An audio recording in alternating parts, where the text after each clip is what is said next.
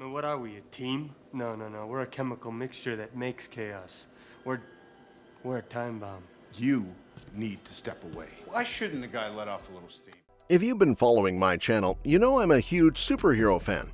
Naturally, I got curious about how it all began, how we went from small stories to building massive cinematic universes. Tracing the roots of anything can be a bit tricky, but when it comes to superhero movies, Adventures of Captain Marvel from 1941 is often credited as the first. There are two other contenders for the title, Mandrake the Magician from 1939 and The Shadow from 1940. However, since they're not as well known, most people agree that Adventures of Captain Marvel was the real starting point for the superhero movie genre. After Adventures of Captain Marvel, superhero movies started gaining traction with titles like Batman, The Phantom, Captain America, and Superman. Around this time, Fleischer Studios also released a series of animated Superman shorts between 1941 and 1943, based on the iconic comic book character. However, superhero films hit a bit of a slowdown in the following decades. The decline of Saturday matinee serials and challenges within the comic book industry meant fewer movies were made. Exceptions included Superman and the Mole Men, starring George Reeves, which acted as a pilot for the Adventures of Superman TV show, and Batman, a theatrical spin-off of the campy Batman TV series with Adam West. Later, compilations of the Superman series were even shown in theaters. Meanwhile, over in Japan, superhero films were carving their own path. In 1957, Shintoho Studios introduced Supergiant, the first tokusatsu superhero film serial, marking a cultural shift toward masked heroes in Japanese media. This, along with Astro Boy, had a huge influence on future Japanese tokusatsu films. Around the same time, Moonlight Mask became a hit with 6 movies adapting its TV series story. While superhero films were gaining traction, what really gave the genre a boost was the rise of kaiju films. Godzilla, the iconic kaiju monster, started off as a villain but gradually transitioned into a superhero role in later movies. Often referred to as the original radioactive superhero due to his nuclear origin story, which actually predates Spider-Man's debut in 1962, Godzilla didn't embrace his heroic side until Ghidorah, the three-headed monster, in 1964. By the 1970s, Godzilla was fully seen as a superhero figure. In fact, the magazine King of the Monsters called him the superhero of the 70s in 1977. That same year, writer Donald F. Glutt described Godzilla as the most universally popular superhero of 1977, cementing his status as a global icon. Original superhero characters also found their way into comedy-focused films, such as the French political satire Mr. Freedom, the Polish parody Hydro Zagadka, and the American B-movies Rat Fink a Boo Boo and The Wild World of Batwoman. From today's perspective, where superhero movies rake in billions, it's easy to assume the genre always had a solid foundation for success. But that wasn't the case. For decades, superhero films struggled to be taken seriously.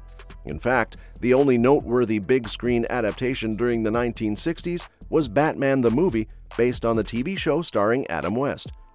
The genre's turning point came in the late 1970s, fueled by the success of Star Wars. This sci-fi epic ignited a new wave of interest in fantasy and science fiction. Just a year after A New Hope hit theaters, Richard Donner's Superman arrived, proving that superhero movies could deliver both critical acclaim and commercial success.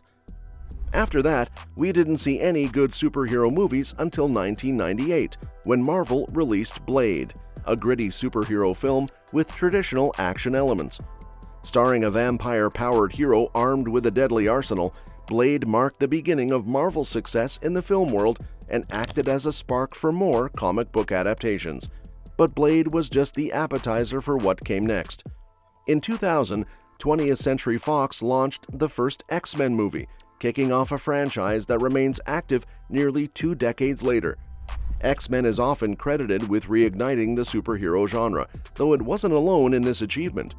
2 years later, Sam Raimi's Spider-Man took the world by storm, receiving praise from critics and audiences while becoming the highest-grossing superhero movie of its time.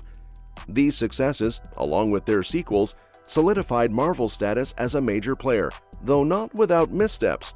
Films like Daredevil and Fantastic Four received mixed reviews, yet managed to perform decently at the box office. Meanwhile, DC Comics proved they were far from out of the game. Tasked with reinventing Batman, indie director Christopher Nolan delivered Batman Begins in 2005. While its initial success was moderate, the sequels, The Dark Knight and The Dark Knight Rises, both grossed over $1 billion each. The Dark Knight, in particular, is often hailed as one of the greatest superhero films ever made, described by critics as not just an entertaining comic book film, but a richly thrilling crime saga. In 2008, another game-changing moment arrived. A few months before Nolan's The Dark Knight hit theaters, Marvel unleashed Iron Man, and as they say, the rest is history. The release of Iron Man in 2008 kicked off the MCU, a franchise that would go on to dominate the superhero genre. A few months later, The Dark Knight hit theaters, earning widespread critical acclaim and becoming the first superhero movie to surpass $1 billion at the global box office. After that, Marvel expanded its MCU with Hulk in 2008, Thor in May 2011, and Captain America: The First Avenger in July 2011, tying everything together with teases about the Avengers initiative in earlier films. After that, 2012 turned out to be a landmark year for superhero films. That summer, 3 major releases topped the box office: The Avengers in May, breaking records as the highest-grossing superhero film of its time, The Dark Knight Rises in July, and The Amazing Spider-Man, also released in July. This year cemented superhero films as a dominant force in the film industry. It seemed like only family-friendly superhero films were thriving until Deadpool came along. Released in February 2016 as the 8th installment in the X-Men series, it shattered expectations, becoming the highest-grossing R-rated film of all time when adjusted for inflation and the top earner in the X-Men franchise. Not wanting to be left behind, DC Comics launched its own shared universe, the DC Extended Universe, starting with Man of Steel in 2013. Its sequel, Batman vs. Superman: Dawn of Justice, was released in March 2016, marking the first time Batman and Superman shared the big screen. Meanwhile, Logan served as the swan song for Hugh Jackman and Patrick Stewart in their iconic X-Men roles. It became the first canon X-Men movie to earn an R rating and the first superhero film to win an Academy Award for Best Adapted Screenplay. That same year, Guardians of the Galaxy Vol. 2, Wonder Woman, and Spider-Man: Homecoming dominated the summer box office, while Thor: Ragnarok kept the momentum going into the fall. Warner Brothers attempted to match this success with Justice League, but the film underperformed critically and financially. Then came February 2018, when Marvel Studios released Black Panther, the first solo film for the iconic character. It was a groundbreaking success, both commercially and critically, becoming the first superhero film to be nominated for Best Picture at the Academy Awards. Marvel followed up with Avengers: Infinity War in April 2018, which earned over $2 billion worldwide and further cemented the superhero genre's grip on the global box office. Marvel's Avengers: Endgame ended the Infinity Saga in 2019 with widespread acclaim, smashing box office records and becoming the fastest film to surpass $1 billion globally in just 5 days. It claimed the title of the highest-grossing film of all time, surpassing Avatar, though James Cameron's epic later reclaimed the spot. In December 2021, Spider-Man: No Way Home became the highest-grossing film of the year, achieving the 6th highest box office total ever, and broke records as the top-grossing Spider-Man and Sony film. Despite skipping a release in China, it earned over $1 billion, becoming the first film to do so since Star Wars: The Rise of Skywalker. The following year, The Batman, directed by Matt Reeves and starring Robert Pattinson, received praise for its grounded detective story and became a critical and commercial hit, with the second biggest pandemic debut after Spider-Man: No Way Home.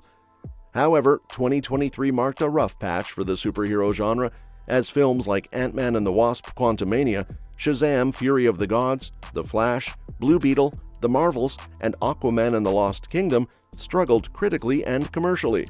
The exceptions were Guardians of the Galaxy Vol. 3 and Spider-Man Across the Spider-Verse, which earned $845 million and $690 million respectively with strong reviews. In July 2024, the MCU's first R-rated film, Deadpool and Wolverine, shattered records, grossing over $1.28 billion and becoming the highest-grossing R-rated film ever. Now, 2025 promises to be a pivotal year for superhero films.